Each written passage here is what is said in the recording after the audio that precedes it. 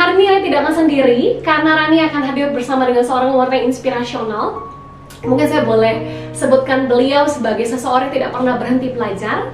Beliau adalah seorang ibu rumah tangga, tetapi mempunyai calling untuk menjadi seorang praktisioner dan juga seorang pendidik yang luar biasa dalam bidang pernikahan. Dan seperti kita ketahui juga bahwa ditulis dalam beberapa perkamen atau penulisan dalam beberapa universitas bahwa dikatakan pernikahan itu adalah lembaga tertua di muka bumi. Dalam pernikahan itu ada unsur komitmen, jadi nggak cuma cinta, ya nggak cuma di dalamnya itu romantisme, misalnya itu yang bisa turun naik gitu kan.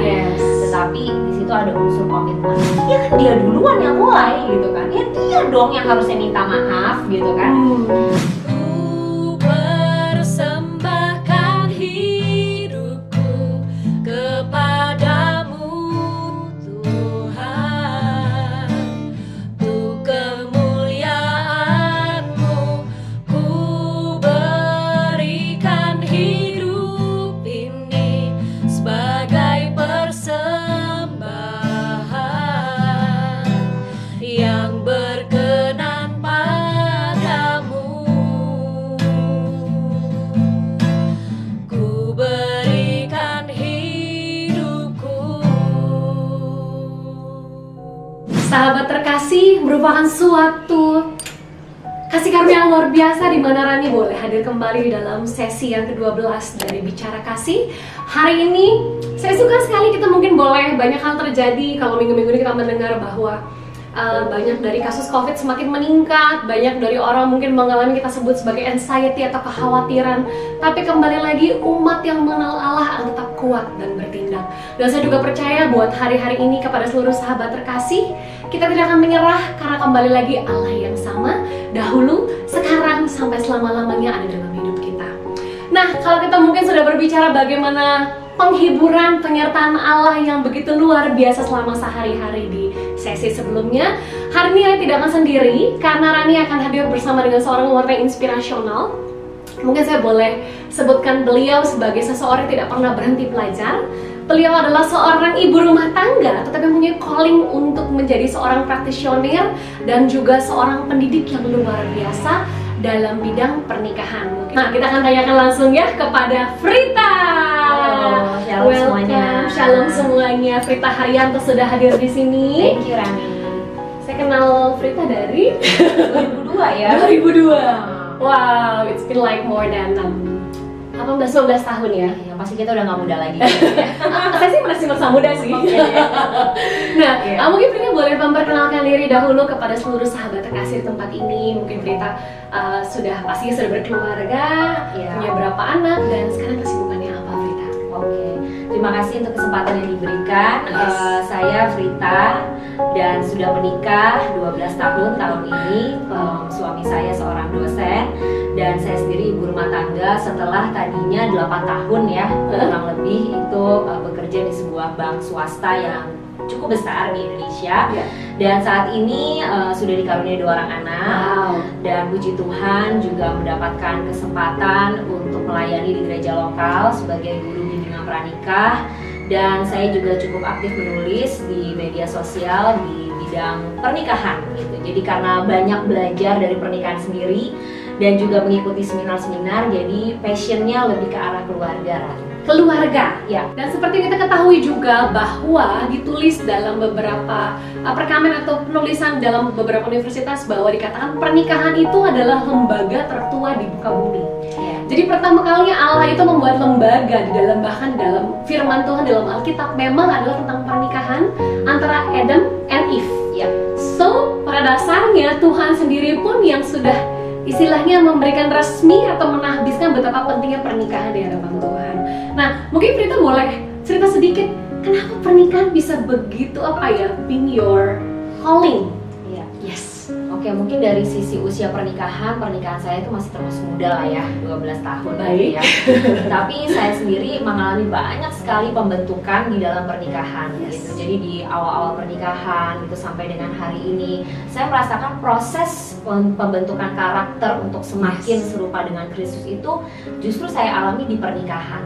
Oh gitu ya. Dan waktu memiliki anak, saya juga belajar mengenai parenting, dan Yes. di situ juga bahwa ternyata membentuk anak itu membentuk kita juga gitu.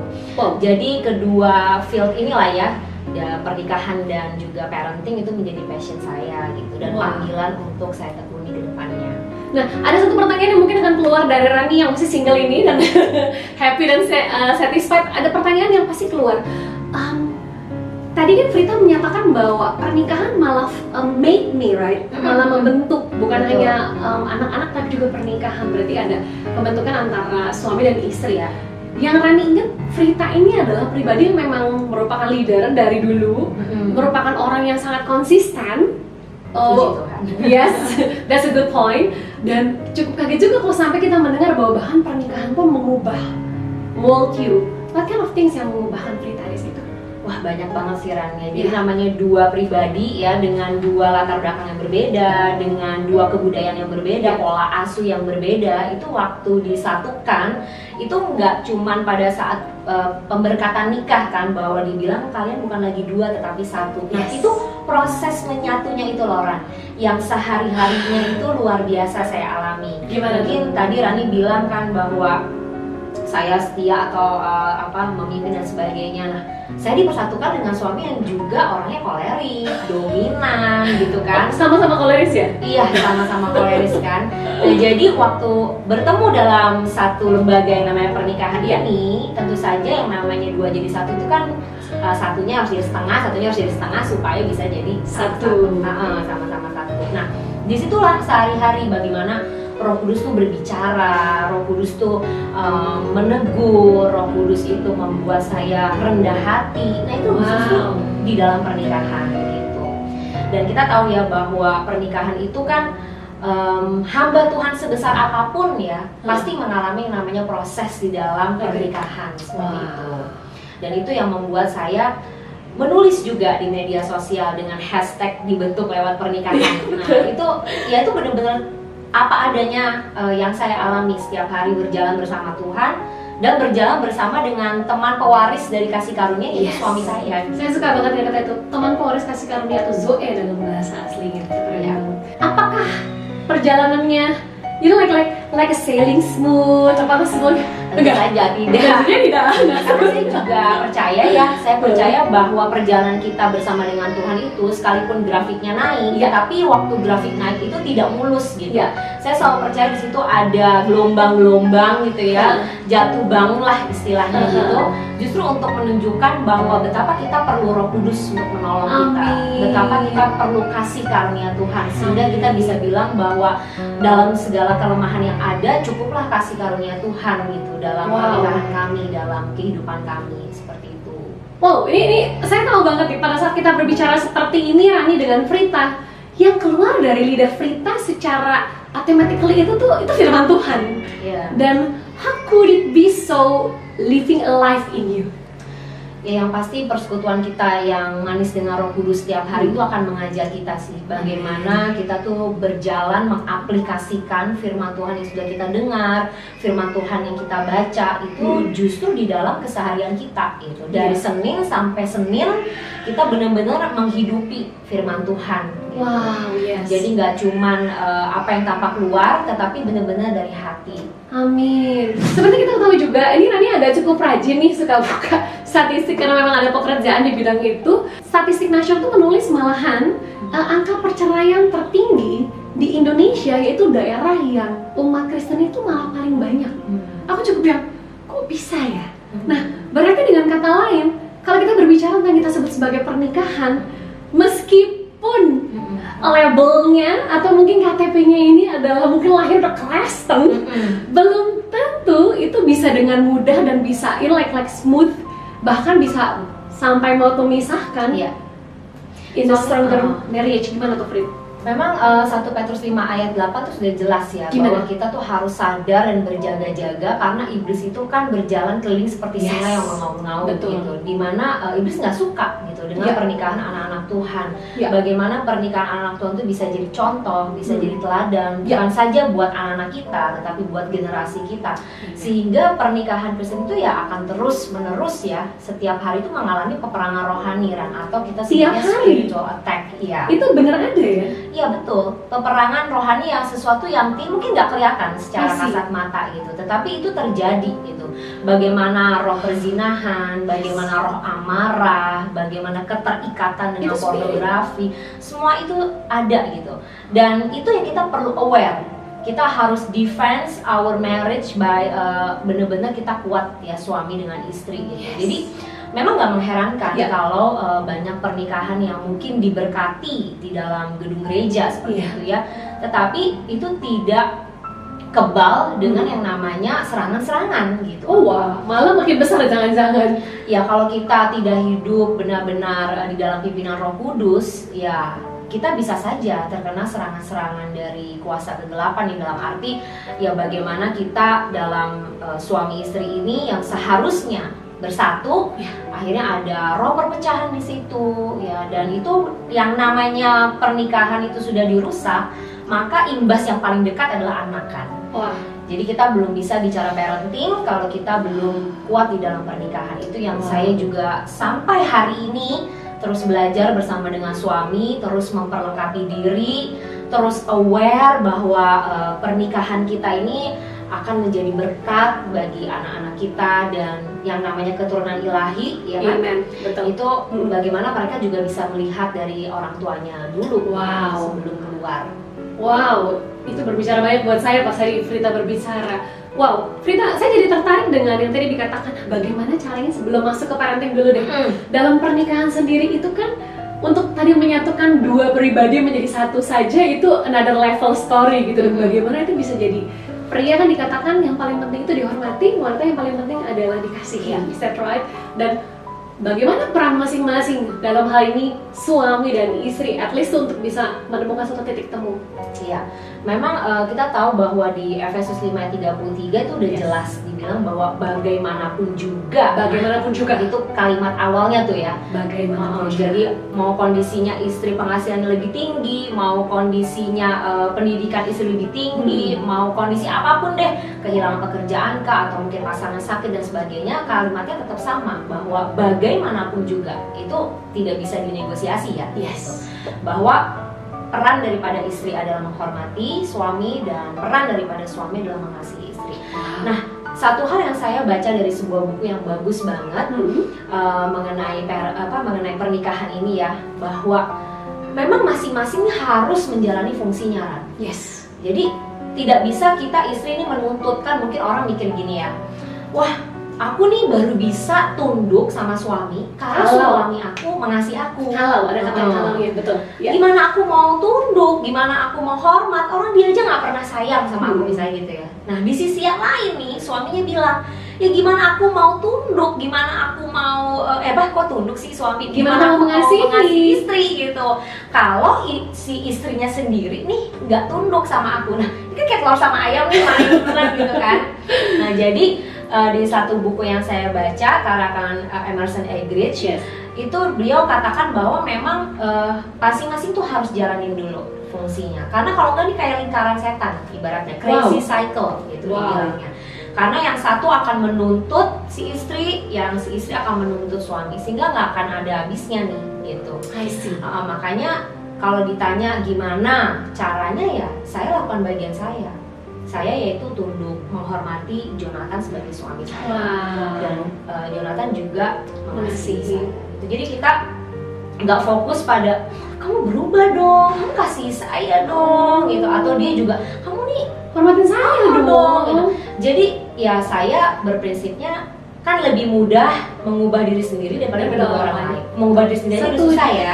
Setuju. Apalagi kita mau tuntut suami kita untuk berubah, itu mungkin sampai Tuhan Yesus datang yang kedua kali ya. Mungkin berubah. Masih jadi wacana. Iya mungkin ya berubah, Iya. tapi kan nggak cepet. Ya. Kita aja merubah satu kebiasaan, satu aja kebiasaan aja itu butuh waktu gitu kan. Exactly. Dan saya selalu ingat dalam seminar pernikahan yang saya ikuti, pembicaranya tuh mengingatkan mengenai sebuah segitiga. Bagaimana suami itu mengarah pada Kristus, Yes. istri juga mengarah pada Kristus. Wow. Jadi nanti ketemunya tuh di atas. Jadi ada suami, ada istri, kemudian ada Kristus kan. Wow. Gitu. Jadi bagaimana saya fokusnya nyenengin Tuhan, bagaimana saya fokusnya adalah taat sama firman Tuhan. Wow. Itu nanti akan ketemu nih.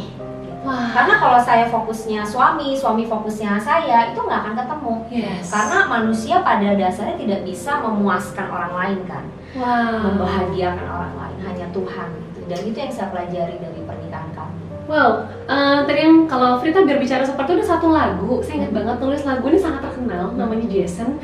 Dia pernah saya wawancara dalam satu radio, dia berkata seperti ini, lagunya seperti ini. Selalu mencintaimu dalam hatiku selamanya. Selalu mencintaimu dalam hatiku selamanya. Terus ternyata lagu itu terjadi karena dia melihat ada satu pasangan keluarga. Jadi sang suami ini udah judi, udah main wanita, udah segala macem berpuluh-puluh tahun. Tapi sang istri itu tetap menghormati. Itu sampai dalam kalian suami udah di tempat tidur gitu sampai mungkin ini masih agak budaya lama, dia bilang, lu kok bisa tetap cinta sama gua padahal lu udah begini. Terus tau gak kata-kata istrinya itu bener-bener, makanya jadi lagu itu dia berkata seperti ini, wah ini kawin sama elu bukan karena elu, tapi gua mau menghormati Tuhan gua.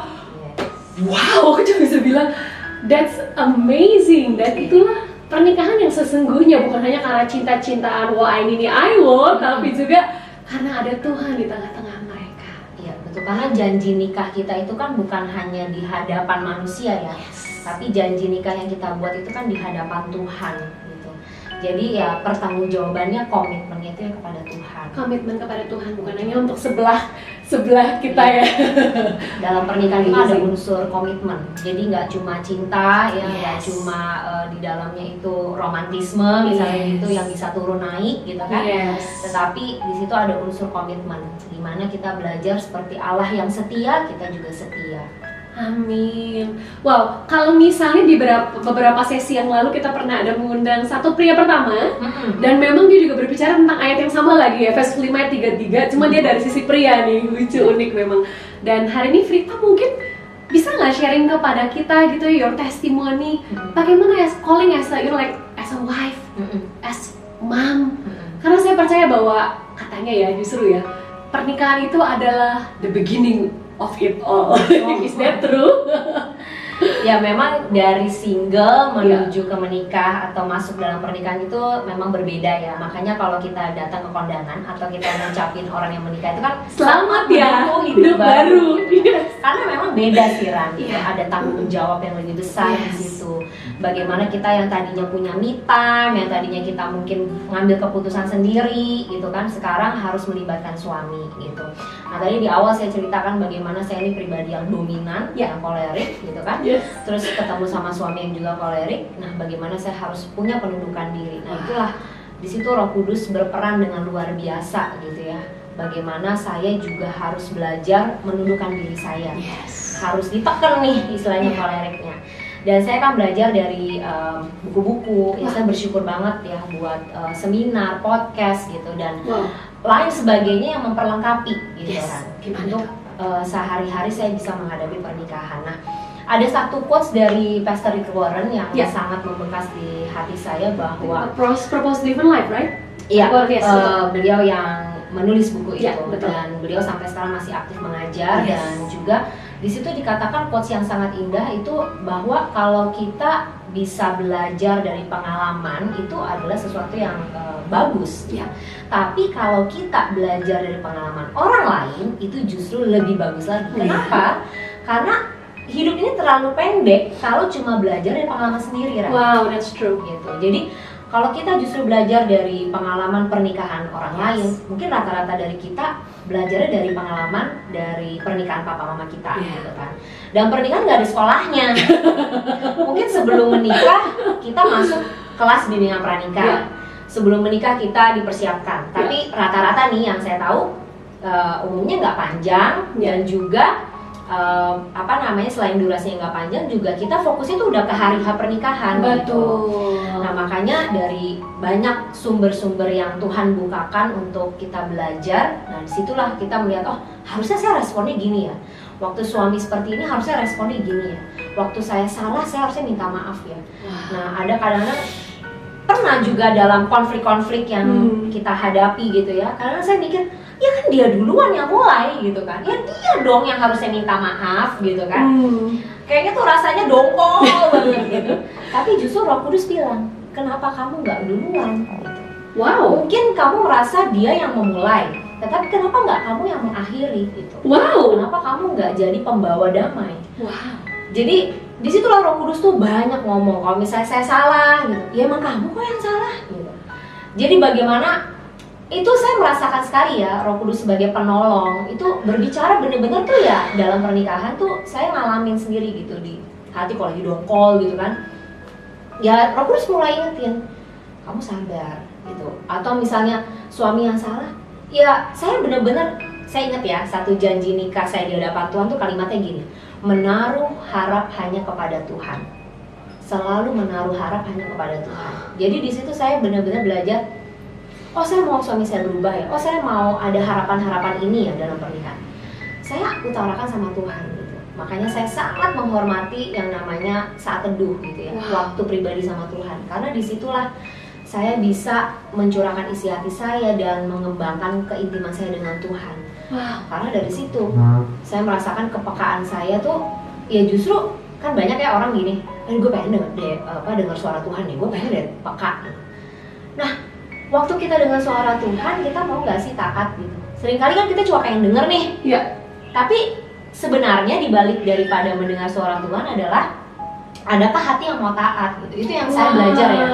Saya belajar bagaimana. Oke, Tuhan bilang minta maaf sama suami kamu. Oke, kamu duluan yang ngomong. Dalam hati mungkin enak aja, mas duluan yang ngomong gitu ya. Atau enak aja dia kan salah gini, dia terlalu sensitif sih, dia gini, dia ngomong dengan 1001 alasan ya. Roh Kudus cuma bilang, kamu keraskan hatimu, itu kamu namanya nggak taat sama Roh Kudus. Jadi bukan kamu lagi ngerasin hati kamu untuk menang dalam fighting pertengkaran itu, tapi kamu sebenarnya lagi kerasin hati kamu untuk mendengar suara Tuhan. Iya. Wow, that's a revelation. Itu setiap tahun, maksudnya setiap hari dalam kehidupan pernikahan itu.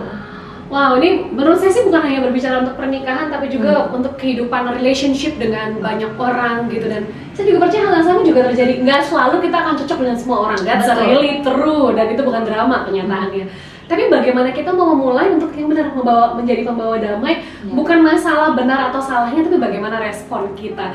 Dan kalau kita bisa latihan, mungkin buat saya pribadi, as a single right now, single woman, kenapa nggak saya belajar sekarang? Kenapa harus nanti pada saat masuk ke jenjang yang lebih tinggi? Thank you Frita, that's true. Ya itulah karya Roh Kudus yang luar biasa ya, yang saya percaya juga hadir di dalam semua pernikahan anak-anak Tuhan. Nah tinggal bagaimana kita mau untuk taat gitu ya. Kalaupun kita tidak mencapai satu kesepakatan, saya pernah juga tahun yang lalu gitu ya, kami konseling pernikahan gitu. Karena kami percaya bahwa di dalam kekristenan itu tidak ada kata cerai gitu. Kalaupun di situ ada berbagai masalah, saya bukan berarti mengecilkan permasalahan dalam pernikahan ya, ada juga yang mengalami KDRT dan sebagainya. Tetapi buat saya adalah bagaimana kita tuh mencari jalan keluar gitu dengan konseling itu banyak gitu dan kami waktu itu secara online melakukan konseling gitu dengan salah satu hamba Tuhan yang memang sudah bergelut di bidang ini gitu bagaimana kami juga dimediasi untuk supaya pernikahan kami tuh lebih bertumbuh karena pernikahan itu ya harus bertumbuh kan. Gak cuma stuck di situ aja. Kita kan rindu waktu 2 jadi 1 nih dampaknya lebih besar. Nah gimana supaya dampaknya lebih besar ya? Saya bersyukur punya suami yang kita sama-sama yuk mau berubah. Apa sih yang kita perlu ubah? Bahkan dia kasih tips nih yang mungkin bisa jadi tips juga buat Sahabat pasangan-pasangan terkasih, ya. yes. Ada satu tips yang saya ingat dari konselor kami. Ya. Bagaimana kami diminta untuk setiap minggu, seminggu sekali tuh ngobrol heart to heart antara Yes. suami istri. Nah, ngobrol tuh gimana? Misalnya saya tanya gitu sama Jo, gimana minggu ini menurut kamu? Saya ini seperti apa? Nah, nanti Jo akan ngomong. Dan saya nggak boleh counter atau defense. Ya saya kayak gitu, soalnya kan saya lagi gini loh. Gitu. Enggak. That's good. Tapi ya udah ngomong. Terus nanti suami juga bertanya ke istri, kalau menurut kamu seminggu ini aku gimana sih? Yes. Nah terus kita kasih bilang, iya kamu nih mungkin seminggu ini kamu terlalu sibuk, anak-anak ini, pokoknya itulah ya. Nah di situ kita bisa saling nggak numpuk konflik, nggak numpuk unek-unek gitu. Yes. Kan banyak tuh yang numpuk, udahlah biarin lah, udah numpuk, satu saat bisa explode gitu kan. True. Nah di situ kita dikasih tahu seminggu sekali gitu ya, dianjurkan heart to heart gitu. Bahkan dulu juga kita dianjurkan sebulan sekali pasangan tuh punya waktu untuk berdua saja gitu. Mungkin kalau pandemi kan nggak bisa jalan-jalan ya, tapi paling enggak punya quality time untuk bisa bicara satu sama lain gitu. Wow, that's great. Wow. Berarti komunikasi adalah salah satu dasar yang penting. Yes. Ya? Wow. Nah kalau kita berbicara tentang bagaimana ya, as our calling, kita sama-sama wanita, dan bagaimana how to fulfill those calling, panggilan kita as a wife, sebagai istri dan juga ibu dalam suatu pernikahan atau dalam suatu keluarga itu seperti apa, Frita? Iya. Memang kalau kita sudah menikah ya dan kita sudah dikaruniai anak juga pasti ada keterbatasan-keterbatasan. Yes. Dulu mungkin kita aktif banget gitu ya di gereja, di organisasi, di mana. Nah, waktu kita masuk dalam pernikahan sesungguhnya menjadi seorang istri juga adalah sebuah panggilan ya. Waktu kita dikaruniai anak menjadi ibu juga adalah sebuah panggilan. Yes. Sebagaimana menjadi istri ini dikatakan jadi penolong, gitu kan? Bukan perongrong ya? Betul. Bukan perongrong, sahabat terkasih. Penodong. Juga, ya. Jadi kita jadi penolong. Yes. Bagaimana suami kita bisa mencapai destiny ilahi dalam Yes. hidupnya, visi Tuhan yang Tuhan taruh di hidupnya. Kita Amin. nih menjadi penolong dia gitu, pendukung yang utama, cheerleader yang pertama. Gitu. Wow. Dan yang kedua adalah bagaimana waktu kita punya anak-anak, ya kita ini membesarkan anak-anak di dalam panggilannya Tuhan sehingga bisa menjadi penerus bagi kerajaan Allah. Amin. Kita memuridkan anak-anak kita. Nah itu juga panggilan. Kalau saya ketemu beberapa teman-teman saya yang mohon maaf dikaruniai anak yang berkebutuhan khusus misalnya, itu kan harus fokus banget untuk stay di rumah, untuk benar-benar. Nah jangan berkecil hati, jangan berpikir bahwa aduh sekarang aku nggak bisa pelayanan di gereja ya, aduh aku sekarang nggak bisa ya punya posisi atau punya fungsi di dalam sebuah gedung gereja misalnya. Jangan berkecil hati karena waktu kita bersama dengan anak, waktu kita menanamkan nilai-nilai firman Tuhan, membesarkan dia, membuatkan sarapan dan sebagainya, itu juga melayani. Wow, that's true. Ya, gitu. Dan itu paradigma yang juga baru saya alami waktu saya menikah ya. Wow. Gitu. Bagaimana kita nggak bisa lagi mengkotak-kotakan gitu. Oh ini tuh rohani loh. Oh yes. Oh ini tuh nggak rohani loh. Yes. Oh nyapu di rumah itu nggak rohani. Oh nyapu di gereja baru rohani. Oh gitu ya? Enggak. Jadi saya melihat sebagai satu kesatuan. Betul, setuju. Bahwa kalau kita percaya lakukan segala sesuatu seperti untuk Tuhan dan bukan untuk manusia, maka disitulah kita ngapain aja ya kita untuk Tuhan. Kita ngapain aja ya kita lakukan ini untuk Tuhan. Saya jadi ingat ada salah satu quote berkata seperti ini, seorang wanita atau seorang ibu adalah seorang pelayan Tuhan di dalam sebuah keluarga. Saat saya mendengar seperti itu kayak saya sempat mikir gitu loh, wah oke, berarti Tuhan pun ada di dalam keluarga meskipun mungkin nggak ada lagu atau mungkin di antara suara tangisan bayi ataupun meja yang berantakan, Tuhan pun ada di sana dan Tuhan tuh menunggu respon hati kita, respon yang keluar tuh seperti apa. Dan kita sebagai wanita, nantinya sebagai istri, nantinya sebagai ibu, kita mempunyai suatu kemampuan besar untuk mengubah suatu bangsa. Karena kan kalau nggak salah arti dari wanita itu ya creature of conceive ya kalau nggak salah ya. Ya, Creature ya, makhluk pengandung. Berarti dengan kata lain apa yang kalau kita mengandungnya segala sesuatu yang manis yang baik, pasti keluarnya yang baik. Kalau mengandungnya yang pahit, keluarnya disaster. Iya betul. Jadi memang menjadi istri, menjadi ibu itu saya juga belajar bahwa itu bukan beban. Yes. Itu kepercayaan yang dari Tuhan. Mungkin kita dikaruniai anak yang 3, 5 gitu ya. Banyak ya. Ya itu bukan beban ya, Yes. tapi itu adalah sebuah kepercayaan yang Amin. luar biasa Benar. dari Tuhan. Betul. Bagaimana nanti suatu saat anak-anak kita bisa bilang seperti di Amsal 31 gitu ayat 18-19 bahwa mereka menyebutnya berbahagia. Wah. Bagaimana anak-anak dan suami itu memuji dia. Wah. Jadi memang saya lihat, oh pujian itu ternyata datangnya bukan dari luar loh.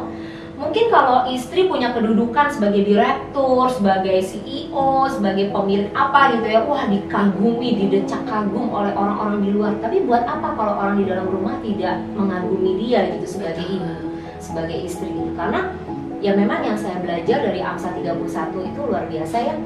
Memang kembali lagi bahwa ya kita sebagai ibu dan istri itu menjadi apa ya, teladan di rumah, Wah. anak gitu ya.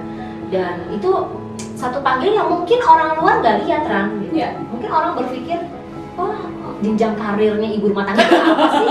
Nggak ada kan gitu. Saya dulu kerja ya kan, saya dulu kerja kita setahun sekali dapat bonus ya, kita setahun sekali di KPI ya kan, nilai gitu. Kita ibu rumah tangga apa sih gitu, bahkan mungkin dianggap sepele gitu kan. Iya. Tapi KPI-nya kita itu ya Tuhan sendiri itu yang nanti kasih kita Reward gitu. Itulah luar biasanya profesi ibu rumah tangga ya, kalau bisa dibilang profesi. Profesi terberat 24 jam sehari, 7 hari seminggu, 30 hari sebulan. Kecuali itu kita. ada Roh Kudus yang tolong. Amin, thank you banget Frita. Ini kalau saya percaya bahwa bagi setiap seluruh sahabat terkasih dimanapun Anda berada, terima kasih untuk semua rekan-rekan yang sudah memberikan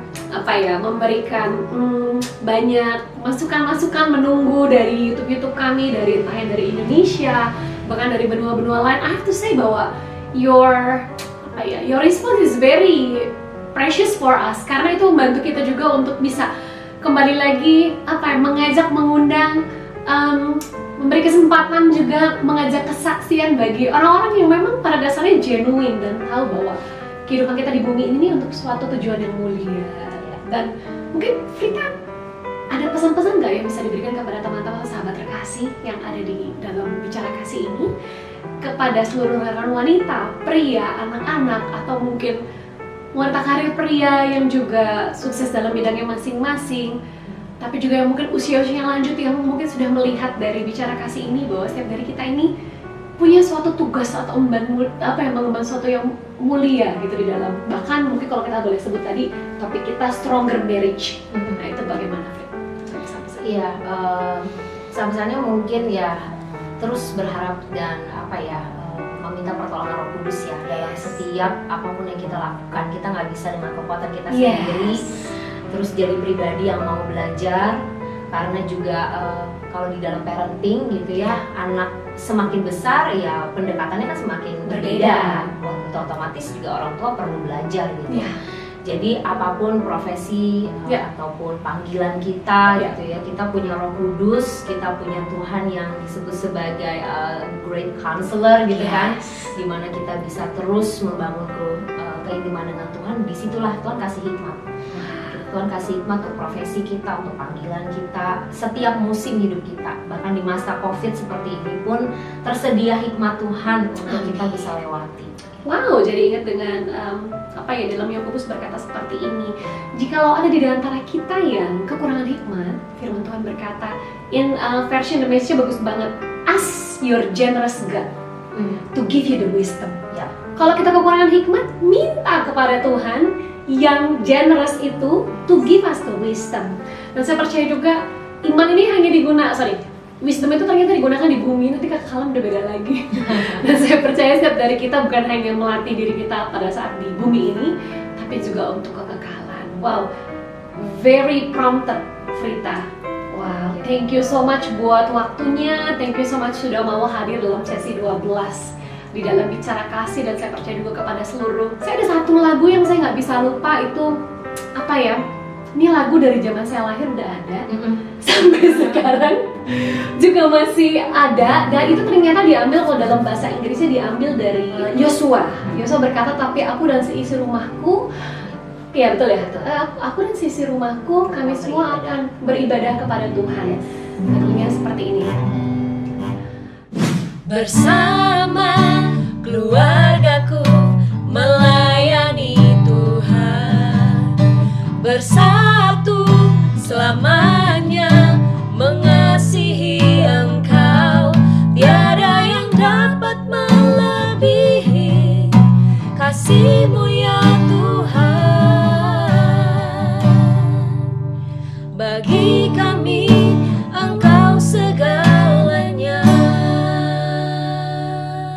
Kembali lagi, memang Matius berkata bahwa hendaklah kita sempurna seperti Bapa di surga juga sempurna.